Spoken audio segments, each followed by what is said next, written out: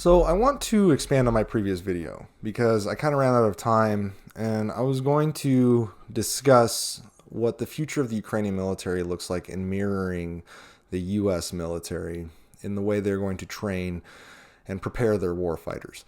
And this goes from everything from the individual soldier all the way through their NCO corps up to their officer corps. And not entirely sure if they're going to have the warrant officers, so sorry, my warrant officer followers. You are a unique body of highly skilled technicians that the U.S. has the luxury of having the ability to foster because we have the ability to maintain a warfighting base and a highly skilled strategic thinking officer corps with the backbone, obviously, between the two, executing the whole thing, being the non-commissioned officer corps. So I want to talk about the differences in where the U.S. sits and how they're training its NATO partners, because the combined arms fight and the PhD and master's level thought processes to execute such a highly technical integrated operation absolutely comes from the U.S. The U.S. is the ones that designed and are implementing and training its partners on such methods as the combined arms fight. And when I say combined arms fight, I mean the ability to integrate all levels of warfare. This is the fires aspect, which is artillery, logistics, the ground fighters and infantry, aircraft, both fixed winged and rotary winged aircraft, and also intelligence, missile defense, missile attack and missile defense, etc. The U.S. has developed a combined arms strategy that is phenomenal, and it is now exporting that knowledge to Ukraine and its partners. And this is specifically what I would train other countries on in Germany, whether it was the United Kingdom, to Ukraine itself, to Poland, Germany, France, etc. NATO partners, non-NATO partners, even Israel showed up for one of the events, if I remember right. So I want to give people some insight that what you kind of see on TV and in the movies isn't just these soldiers that come up with these brilliant ideas on the fly and you're like, wow, that guy's standing out. That's not necessarily how it is. Yes, that's amazing, and his thought process is something that absolutely should be revered, and we study it, but that's the point. It is a process that took years and years of study and practice and training and looking at sand tables and reading books. And when I say it is master's and PhD levels thinking, I am absolutely being truthful. And this is coming from a person that has 2 master's degrees. I have an MBA from Maryland, and I have a master's in policy from Johns Hopkins. This is not easy work. And it's not easy work from the soldier level all the way to the general officer who has gone through the gamut of soldiering and training. So from an Army side, I just want to quickly give what soldiers go through when it comes from an educational standpoint. It's not just all push-ups and shooting weapons and getting into tanks. There's thinking and strategy that comes along with it. So I was an officer. I still am technically. I'm just reserves, inactive now, but still reserves. There's different paths, obviously.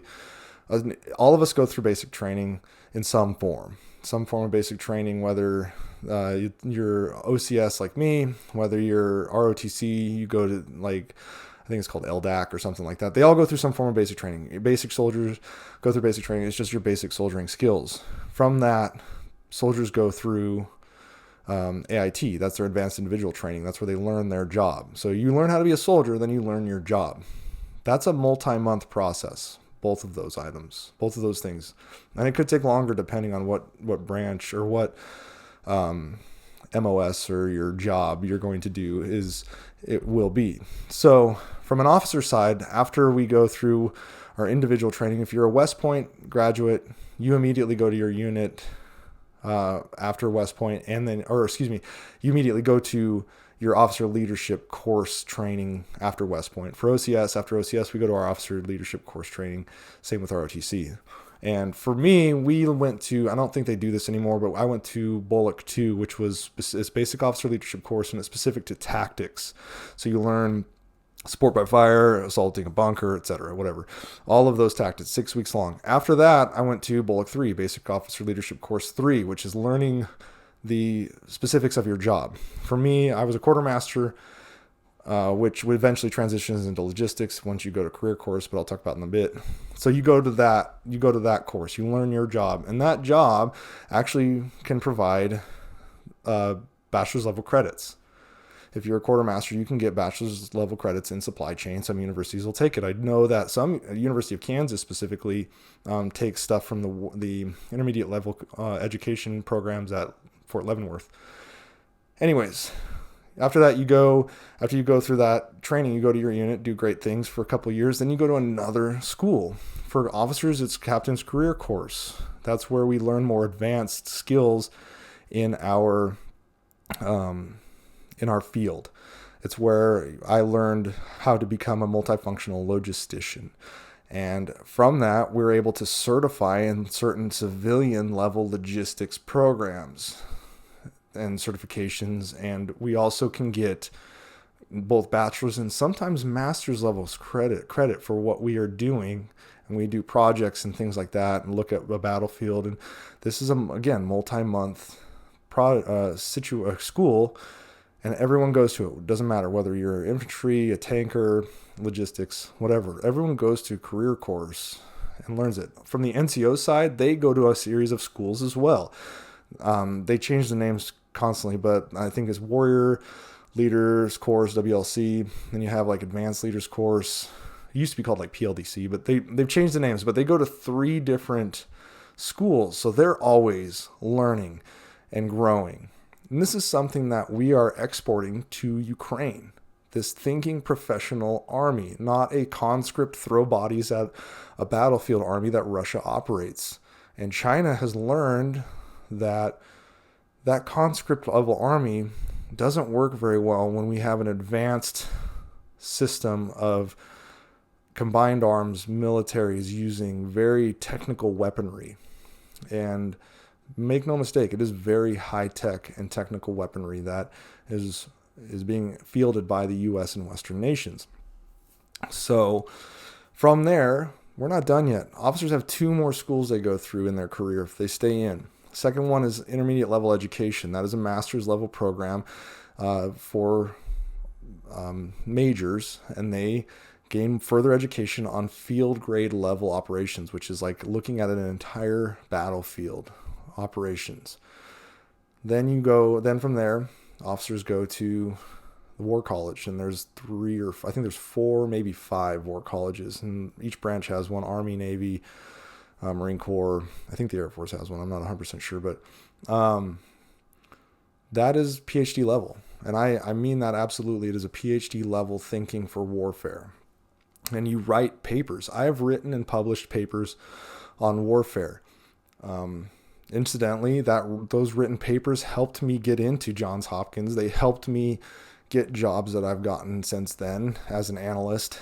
And it's expected. You're expected, like in any academic scenario, any place in academia, you're expected to contribute knowledge base to the body of knowledge on warfighting. Mine just happened to be on logistics, on truck company. Mine was on artillery logistics. I revamped artillery logistics to be more efficient.